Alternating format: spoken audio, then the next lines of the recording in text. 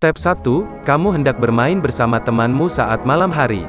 Tapi kamu harus lewat jalan alternatif yang melewati rumah kosong karena jalan utama ada orang tahlilan di pinggir jalan. Step 2, saat sudah sampai di rumah temenmu kamu mulai login FF buat mabar sama teman-teman kamu.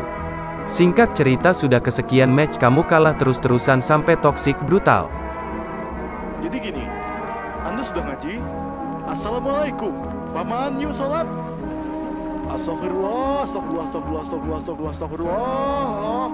Step 3, saat sudah jam 1 malam teman kamu sudah pada pulang dan tersisa kamu dan teman kamu yang punya rumah ini. Step 4, singkat cerita sudah jam 2 malam dan teman kamu yang punya rumah pun sudah mulai ngantuk dan menyuruhmu pulang saja. Cuk udah dulu, udah malam banget ini. Pulang Gi. Gua juga udah ngantuk nih. Oke Cuk, gua juga mau tidur. Step 5, saat ingin auto pulang, kamu merasa bimbang karena di tempat tahlilan masih ada orang, kamu malu karena gak ikut ngajin orang meninggal tapi malah mabar FF.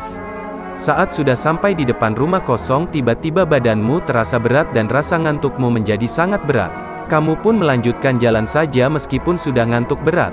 Tapi anehnya kamu merasa tidak pernah sampai di ujung jalan dan kamu merasa kaku dan tidak bisa gerak. Akhirnya kamu tertidur tapi otakmu masih sadar dan mata kamu masih terbuka, tapi badan kamu sudah lemas dan tidak bisa gerak lagi alias sleep paralysis. Step 6, kamu tertidur tepat di depan rumah kosong itu dan karena kamu mengalami sleep paralysis kamu masih bisa melihat tapi tidak bisa bergerak dan inilah yang kamu alami.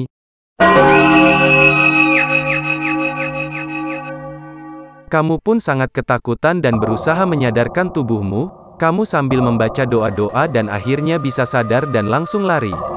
Tapi ternyata kamu hanya halusinasi karena efek dari sleep paralysis.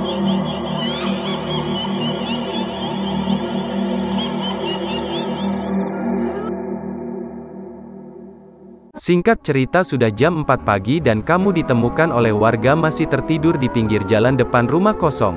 Akhirnya warga membawamu pulang dan kamu pun tersadar di pagi harinya dan menceritakan semua kejadian pada keluargamu. Jadi sebenarnya keluargamu dan warga sekitar sudah mencarimu karena tak pulang-pulang, warga juga mencarimu di rumah kosong tempat kamu tertidur tapi warga tak melihat apapun. Kamu pun sadar berarti semalam kamu disembunyiin oleh makhluk halus dan dibawa ke alam lain hingga pagi hari. Kamu akhirnya kapok dan gak mau main sampai larut malam lagi.